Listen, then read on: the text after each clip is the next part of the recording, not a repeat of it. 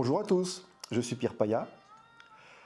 En mai 2016, à Munich, IFIMAN nous présentait pour la première fois un ensemble électrostatique, son premier ensemble d'ailleurs électrostatique, amplificateur plus casque, un ensemble complètement stratosphérique, le Shangri-La.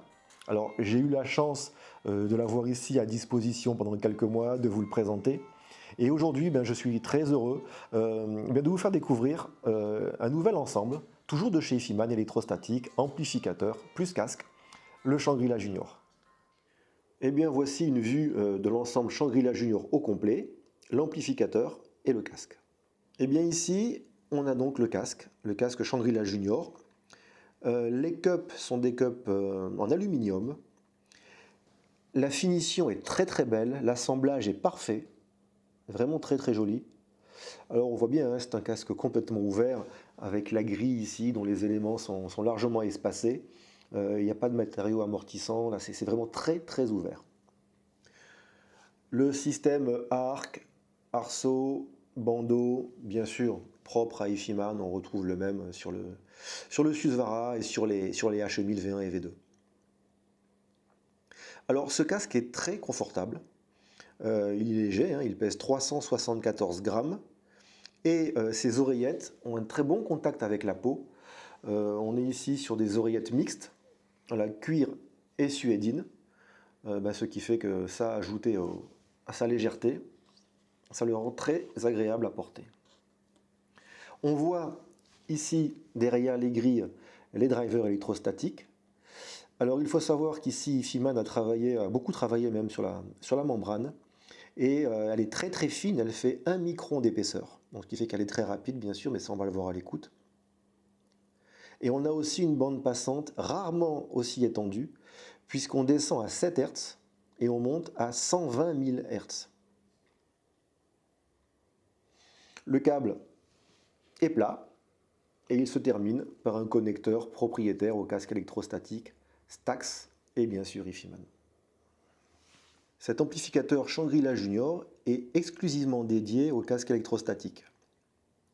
Alors le montage est complètement symétrique, 100% tube et OTL. Alors OTL, ça veut dire qu'il n'y a pas de transformateur de sortie et que le casque est branché en direct au tube, sans intermédiaire entre les deux. Donc ce qui est bien sûr un gage de transparence et de résolvance. Alors ici, IFIMAN a choisi des tubes 6SN7, qui sont des tubes que l'on trouve plus généralement sur les étages de préamplification, mais voilà, qui servent ici à l'étage d'amplification. Il y en a 2 par canal, donc bien sûr au total on en a 4. L'amplificateur pèse 11 kg, il mesure 10 cm ici de hauteur à l'avant, et puis 13 cm à l'arrière, 40 cm de profondeur et 26 cm 5 de large. Alors sur la face avant, c'est très simple. On a à gauche le bouton de mise sous tension,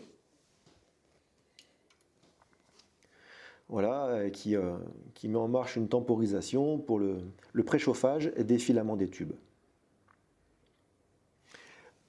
2 sorties casque qui sont au format 5 broches, qui sont bien sûr compatibles évidemment IFIMAN mais aussi Stax. Et ici le bouton de volume dont le rappel de la position se fait par des petites LED blanches. Ici une vue de l'arrière de l'amplificateur. À gauche, on a bien sûr les entrées. Alors c'est un amplificateur qui est symétrique, réellement symétrique. On a en haut 2 XLR3, en bas ici 2 entrées RCA, et la sélection de l'une ou de l'autre se fait par ce poussoir. Voilà, là je suis en symétrique, donc je fais entrer les cordons XLR, et là je passe à l'entrée RCA. Voilà, puis là l'entrée secteur, et ici on a un sélecteur de voltage 110 ou 220 volts. Alors, j'ai procédé en 3 étapes pour tenter d'appréhender au mieux l'ensemble IFIMAN, de le comprendre et d'essayer de le positionner le plus justement possible face à l'ensemble Stax du même prix, le casque SR009 et l'amplificateur à transistor SRM727. Alors à ce sujet, au sujet de mon choix du SRM727, je voudrais m'expliquer pourquoi j'ai choisi un transistor donc, plutôt que l'ampli Stax à tube, le SRM007, alors que l'amplificateur IFIMAN, lui, hein, est bien un ampli à tube.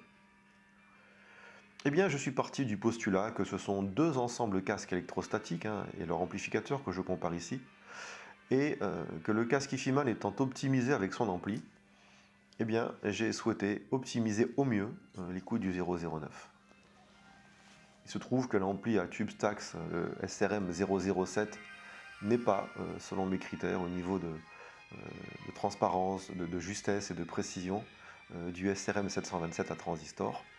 Et j'ai donc mis cet ampli Stax à tube de côté.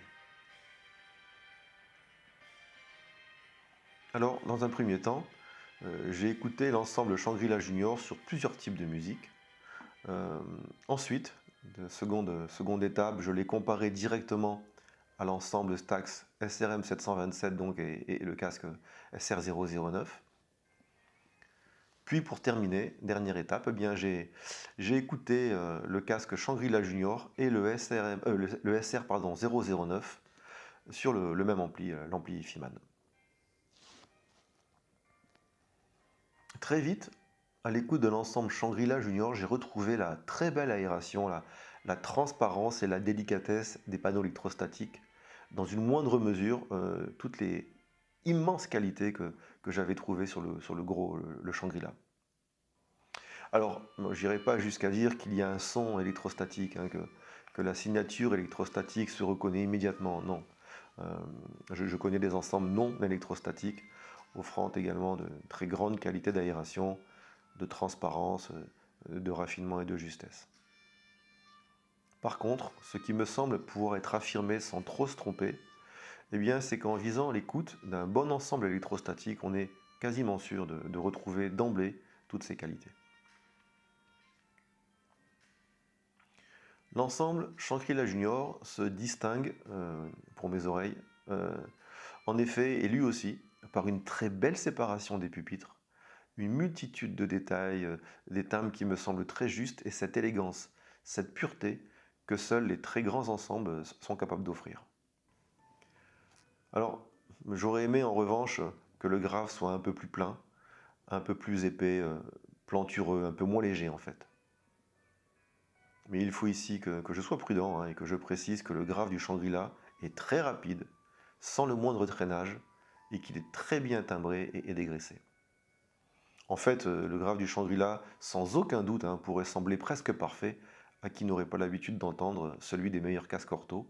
Alors ça, c'est un petit peu pareil pour les voix, qui sont magnifiquement présentes et pures, mais qui n'atteignent pas le niveau de véracité, la qualité d'incarnation, si je puis dire, là encore, des meilleurs orthos, comme par exemple le Susvara, eh bien de chez IFIMAN lui aussi.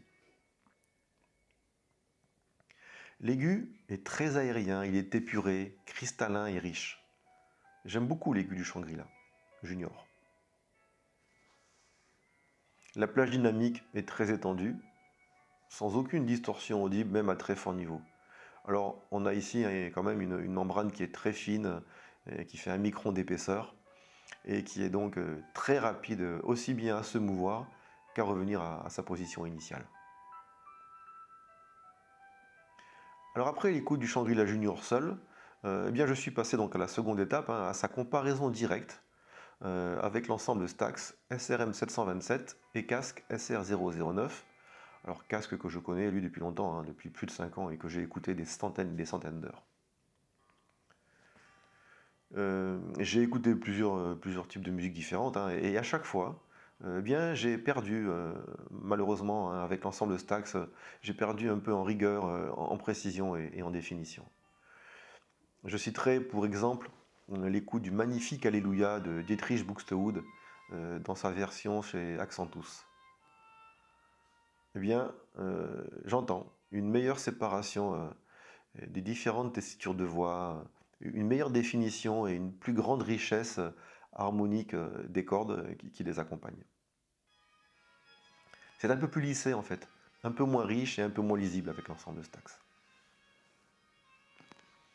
Alors sur une autre musique, hein, qui est la musique du film Le Diable par la queue, et le thème de Jeanne, une musique composée par Georges Delerue, et interprétée ici dans sa version pour piano, flûte et violoncelle, eh bien, il est plus facile pour moi, et avec l'ensemble Ifiman, de trouver la place dans l'espace du piano et de la flûte, de les séparer, hein, de les différencier, alors qu'ils me semblent fusionnés au même point, au même endroit, avec l'ensemble de Stax.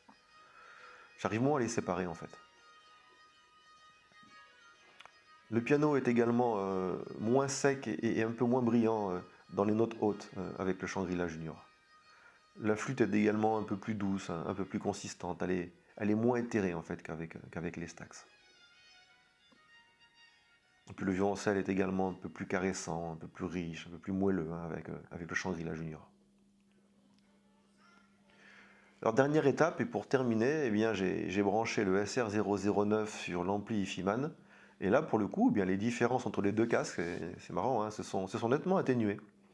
Le SR009 a retrouvé la définition, la richesse, la précision qui me manquait en fait hein, lorsqu'il était alimenté par son ampli Stax.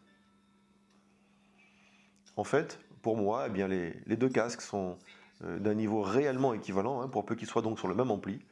C'est là que je peux m'apercevoir vraiment de leur différence. Eh bien, ils sont d'un niveau réellement équivalent. Alors, présentation un petit peu différente, bien sûr, ce n'est pas les mêmes casques, mais du même niveau global. Bien ici, connecté sur l'ampli Ifiman, le SR009 offre un peu plus de définition, en fait, finalement, hein, avec un son un peu plus aérien, quand le Shangri-La Junior, lui, est un peu plus doux, un peu plus reposant.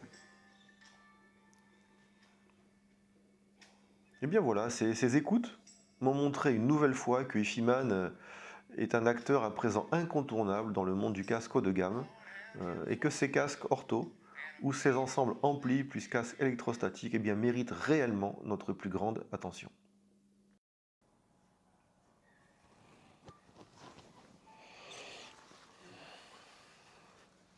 Vraiment très très belle cette écoute. Il y a plusieurs avantages à cet ensemble. Eh bien, le premier, c'est qu'il est possible de l'acquérir en deux fois. Hein, on peut acheter le casque et l'amplificateur séparément, alors ce qui peut être utile pour, par exemple, avec l'amplificateur, eh bien, optimiser un casque Stax, comme le 007 ou le 009, bien sûr, et les hauts de gamme. Personnellement, je vois cet ensemble comme étant très bien positionné dans sa gamme de prix. Il devient tout simplement un choix de très haut niveau pour qui vise en fait hein, un ensemble parfaitement cohérent, et puis plus précisément bien sûr un ensemble électrostatique. Il faut bien penser quand même que ici très précisément le casque et l'amplificateur ont été étudiés pour fonctionner ensemble, et ça c'est pas courant.